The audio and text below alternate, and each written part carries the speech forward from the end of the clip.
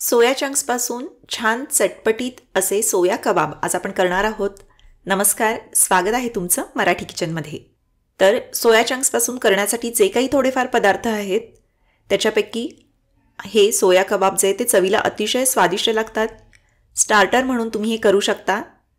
तर हे करण्यासाठी पहिल्यांदा या ठिकाणी आपण सोया चंक्स घेतलेले आहेत. छोट्या किंवा मोठ्या आकारातले कोणतेही सोया चंक्स तुम्ही घेऊ शकता.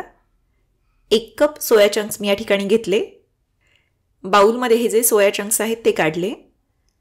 आता याच्यामध्ये गरम पाणी घालायचं, मीठ घालायचं, म्हणजे मग मीठ जे ते सोया चंक्समध्ये छान मुरतं. आणि मग हे गरम पाण्यामध्ये झाकून 15 मिनिटांसाठी ठेवून द्यायचं. हे बघा 15 मिनिटानंतर सोया चंक्स जे ते असे छान फुललेले आहेत. आता काय करायचं की याच्यामध्ये जे पाणी ओढलेलं असतं आणि ते फुगलेले असतात त्यामुळे हे पाणी काढून टाकायचं आहे. जमेल तितकं असं घट्ट पिळून घ्या आणि यातलं जे पाणी आहे ते काढून घ्या. हे बघा बऱ्यापैकी असं घट्ट पिळून घ्यावं लागतं. आणि हे बाजूला काढलं. याप्रमाणे सगळे सोया चंक्स जे ते असे पिळून घेतलेले आहेत. आता मिक्सरच्या छोट्या भांड्यामध्ये 5-6 पाकळ्या लसूण आणि 1 इंच आल्याचा तुकडा काढला आणि हे असं फिरवून घेतलं. मग यातच हे जे सोया चंक्स आहेत ते घातले आहेत. हे सुद्धा मिक्सरवर फिरवून घ्या. हे बघा याप्रमाणे सोया चंक्स जे आहेत ते असे छान क्रश होतात. ज्याप्रमाणे आपण पोळी मिक्सरवर बारीक करून घेतो अगदी हे तसं दिसतं. हे बघा सगळे सोया चंक्स जे ते याप्रमाणे क्रश करून घेतले. आता याच्यामध्ये चवीनुसार मीठ घातलं, कारण पाण्यातलं मीठ जे ते निघून गेलेलं असतं. 1 छोटा चमचा गरम मसाला पावडर याच्यामध्ये घातली. तसेच हिरव्या मिरचीचे बारीक असे तुकडे घातले आहेत. आवडीनुसार पेरी पेरी मसाला याच्यामध्ये घालू शकता किंवा चिली फ्लेक्स घालू शकता किंवा इतरही कोणता मसाला असेल तर तोही घालता येईल. चाट मसाला मात्र आठवणीनं याच्यामध्ये घालायचा. चाट मसाला माझा घालायचा राहून गेला होता, मी तो नंतर घातला आहे. आता 1 छोटा कांदा अगदी बारीक चिरून याच्यामध्ये घालायचा. त्यानंतर भरपूरशी कोथिंबीर घातली आणि हे सगळं मिक्स करून घ्या. आता मिक्स केल्यानंतर तुम्ही जर का पाहिलं तर हे जे मिश्रण आहे ते अगदीच सुटं असतं. तर मिश्रण छान मिळून येण्यासाठी याच्यामध्ये 1 उकडलेला बटाटा किसून घालायचा आहे. उकडलेला मोठा असा बटाटा किसून याच्यामध्ये घातला. बटाटा घातल्यामुळं काय होतं की हे जे सगळं सुटं दिसतंय ते छान असं मिळून येतं, एकजीव होतं. याप्रमाणे बटाटा असा एकसारखा मिक्स करून घेतला. आता या मिश्रणामध्ये भरपूर ओलसरपणा असतो, कारण सोया चंक्स पाण्यामध्ये भिजलेले असतात. त्यामुळं पाण्याचं प्रमाण जास्त असतं. तर हे थोडंसं ड्राय होण्यासाठी काय करायचं तर मिक्सरच्या भांड्यामध्ये पाव कप डाळे अर्थात फुटाणे काढले आहेत.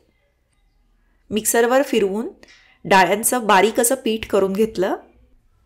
आता थोडं करून हे जे डाळ्यांचे पीठ आहे ते सोया चंक्समध्ये घालायचं आहे.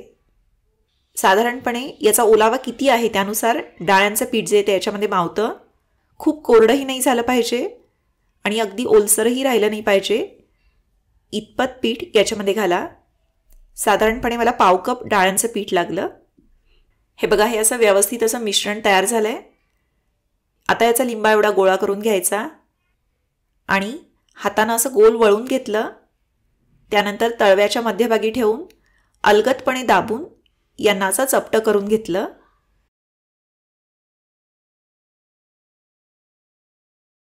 चपटं केल्यानंतर यांना थोड्याशा अशा चिरा जातात. तर हातानं असं याला थोडंसं असं वळून घ्या, म्हणजे मग एकसारखं होतं. याचप्रमाणे सगळे कटलेट जे ते करून घ्यायचे.